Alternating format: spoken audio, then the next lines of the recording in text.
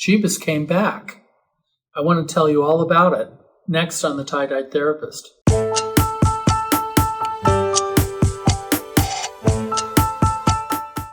Thanks for tuning in today. I'm very happy to report that my beloved cat of 14 years, Jebus, finally came home. And I know that I spent a lot of time in the last episode explaining all of the things that my friend Glenna and I had done to secure his return. But it was a few days after that we actually put a plan into action that worked.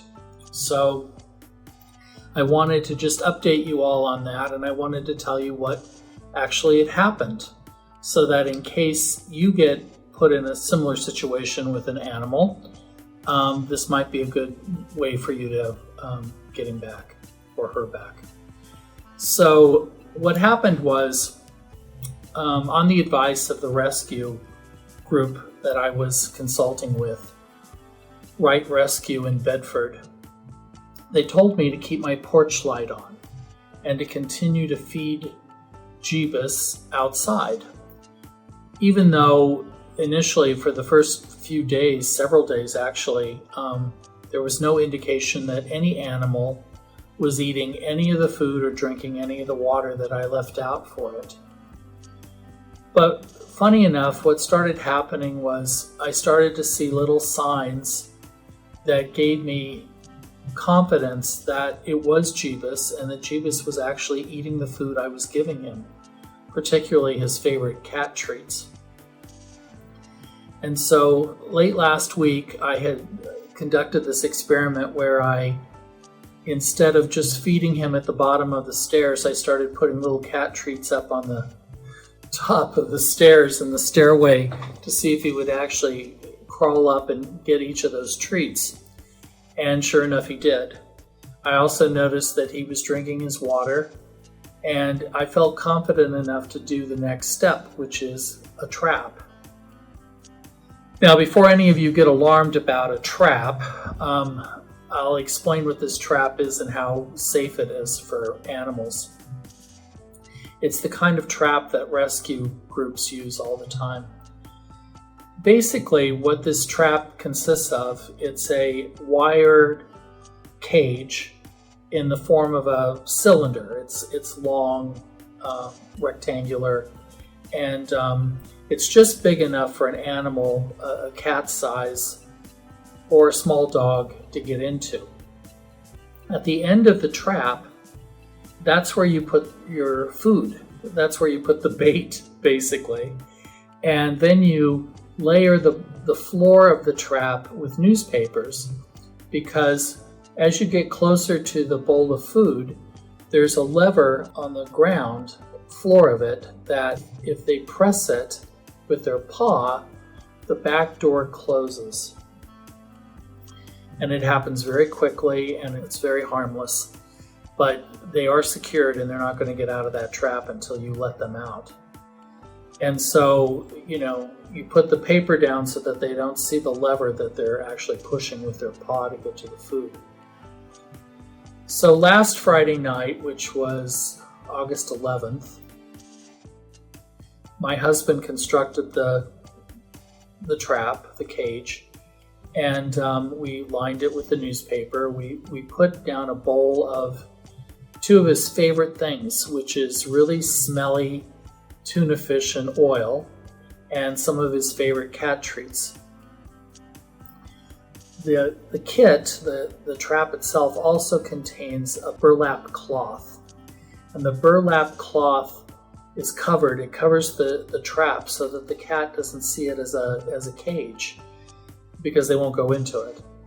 And so the cloth itself covers it up. It looks like it's some sort of private little space where there's food. They have great sense of smell, and so then they smell the food and they crawl in, and then they're trapped at that point. So we put out this trap about, 8 or 9 o'clock Friday night, and went to bed. And I woke up about 3:15 in the morning, and I was totally curious and psyched about did we actually have something in the trap? And I looked out the window and I noticed that the trap door had been shut, meaning that the trap had actually been worked, it had worked.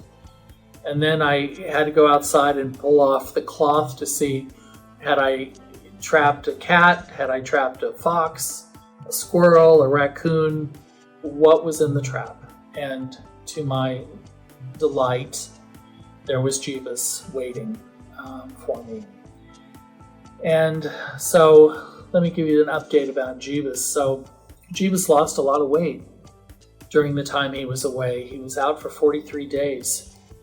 And he looked pretty good for somebody who lost that much weight, but he was traumatized. And for a cat that had been so quiet most of his life, he was really talking up a storm, and a lot of crying and a lot of whimpering. And it's taken a couple days for him to kind of stop talking so much. He's kind of gotten back to his old self. And he's been spending a lot of time sleeping, obviously, because he was probably very sleep deprived. He's been eating up a storm. I have him scheduled for a vet appointment next week, for an all-around check-up and probably some new shots, and check to make sure he's free of fleas and worms and ticks and all the things that animals get outside in the wild. But anyway, it worked out great, and I'm so thrilled to have him back. And I am so amazed by the kindness and the generosity and the compassion that people had towards me during that time. I couldn't believe how kind people were. I generally have a very positive view of people, but this really sort of enhanced it for me. And it made me remember sort of like when I had, my husband and I had our baby, the first baby we had, how kind and considerate people were then. I think people really bond around kids and animals. So I leave you with that today. I thank you again for your watching and subscribing to the Tie-Dyed Therapist. I know I do a lot of different subject matter topics, but I'm just trying to, put out good messages to people, and this is certainly one I'm going to remember for a while. Thanks again, and I'll see you soon. Bye-bye.